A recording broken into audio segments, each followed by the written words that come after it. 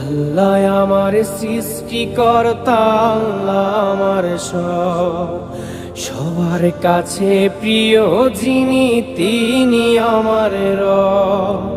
দুনিয়া করব সবাই আল্লাহর ইবাদত, দুনিয়া করব সবাই আল্লাহর ইবাদত।